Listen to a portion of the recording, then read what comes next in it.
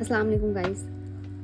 So welcome back to Shockings, and I have a quite busy lifestyle with my schedules. I am a law student, so I have to keep up with my law studies, and then I am a full-time freelancer, I can say. Also I have work to do. I am a content writer, so I have to work on that. I have deadlines to meet, I have researches to do, and I write essays, I write articles, I do a lot of stuff which happens. Then YouTube is there, then video editing is there, my own responsibilities at home, doing all the domestic works, and I don't want to miss out on having fun or hanging out with friends, so that's there as well. I do hang out with friends, I do read more books, I do review books. I'm also a book reviewer. Okay, 2,000 years later. I'm a law student, I'm a YouTuber as well. So with all these things, how do I manage to read more books? I kind of started noticing my behavior of how I keep reading more book, and draw and put together 5 tips which you can take back, which you can use in your life instantly to start reading more books. As we reach towards the end of the year, I'm sure that some people want to meet their Goodreads challenge. This would be quite helpful for you, so watch till the end.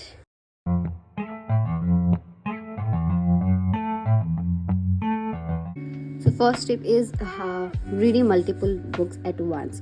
Okay, once you start reading a book, don't wait until you have finished that book to start a new one. So always read books simultaneously. Okay, for now I am reading Pir Kamil. It is an Urdu fiction book. I'm also reading Great Expectation. It is a classic by Charles Dickens. I'm also reading an e-book which is A Murder at Multan something. I will have the photo on that. Next, I have recently finished another book which is Days in Murasaki bookshops. Reading multiple books at once, firstly it gives you advantage of having different things that you are reading, so you will always be willing to read. You are not forcing yourself. If you are just restraining yourself to read just one book, you are forcing yourself, and whenever you force yourself to do something, you will end up procrastinating. So don't do that.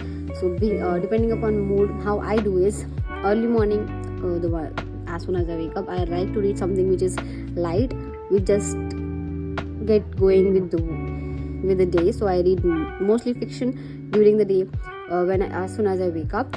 And then during the day, if I'm reading more classic kind of books, the Charles Dickens for example.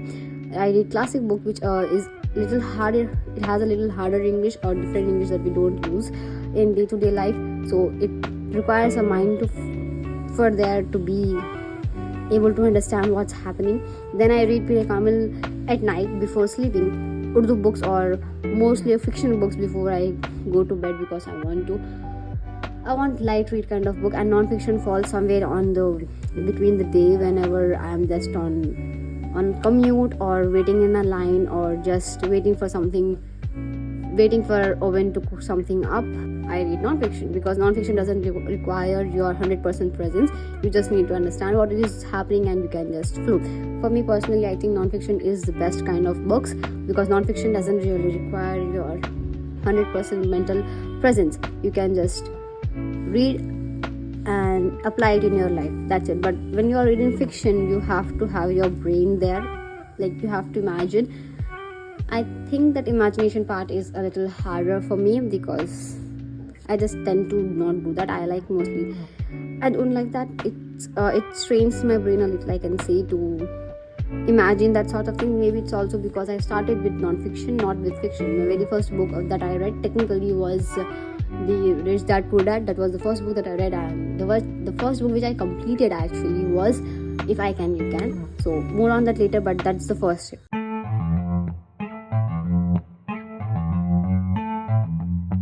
So yeah, moving on to the second tip, which is audiobooks at 2x speed. For example, if you're reading a book, have audiobook of it playing in your ears, and just roll your eyes on the words. Okay, looking at the words and hearing it at 2x speed will boost your reading. Then we can understand things at 2x. I can go at 3x also sometimes, but on YouTube it is not available. Most of the audiobooks are available on YouTube and Spotify, but if you don't, I personally use Audible.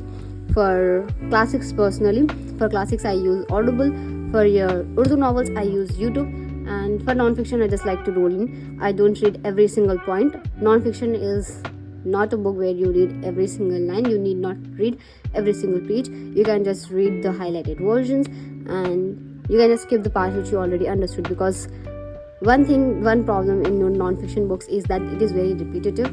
So the same principle, how it would apply or in different situations, examples and instances of how this principle has changed people's life and how you can apply it into your own life. Once you have understood the principle, you need not go through all the principles, so you can skip that part. That's the best part of non-fiction. So you need not read every single page in a non-fiction book. Once you get the gist of what is happening, what the author is talking about, what the author wants you to learn, once you get that, you can just move on to the next chapter. That's how it flows. Okay, depending upon genre, reading the book is the process of reading a book can be different. For non-fiction it's different, for fiction it's different, and for fiction classic it's different for me personally, and in non-fiction for poetry it's different for me again.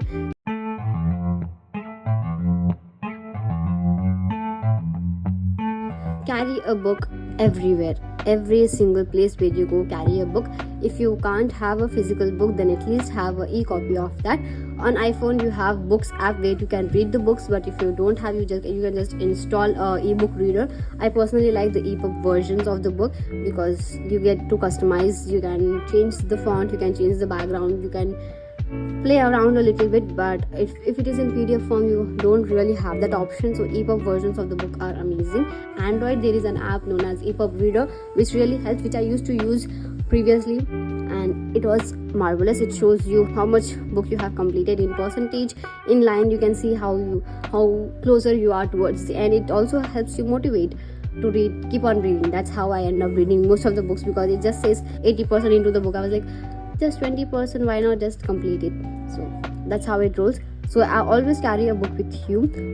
If you get the time to read 5 sentences, if you know you can read at least 5 sentences, open the book. Don't seek a quick dopamine rush. Don't go to Instagram, don't go to WhatsApp or anything else. Just open the book. Okay, you can do this in physical copy. I suggest having a physical copy. I personally carry a physical copy with me every single place.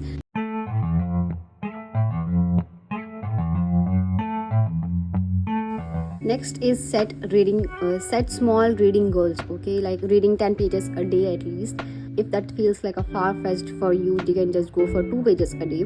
Just at least, I'm not saying in the worst case scenario, you have not even got a minute for yourself. In those kind of days, you have to at least read 2 pages, so like that kind of thing. So set a small reading goal. For me, it is to read at least 10 pages or 1 chapter in any book.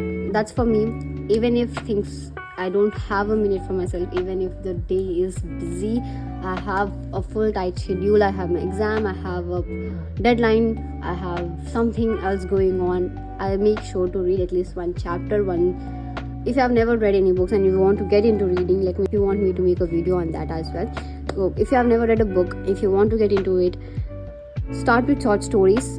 Before going to bed, you can just read 1 short story and that would be it, and that's the best way to start reading short stories. One of the short stories which I read was by Sudha Murthy, 2 of her books. These are the short story collection by Sudha Murthy. This is The Magic Drum and Other Favorite Stories. It has very small short stories with illustrations you can complete before going to bed. Just very small. The other one is Sudha Murthy, How I Taught My Grandmother to Read and Other Stories. It is pretty good, but I don't recommend it. I don't really like it. It's very childish. But if you are young and if you have never read any books, then I think this would be perfect. It has easy English to follow. It has easy structure which you could understand. It doesn't have many things going on at once for you to be confused or start hating reading. I think everyone can start reading. Reading is for everyone. You're just reading wrong books. Okay, if you don't like reading, that means you're just reading wrong books. Try new books, new genres, new authors or something new, but reading is something which is for everyone. If you are hating it, that means you have just picked up the wrong book. So setting small reading goals will help you to move forward, to get a boost, to get the dopamine rush going on and falling in love with reading.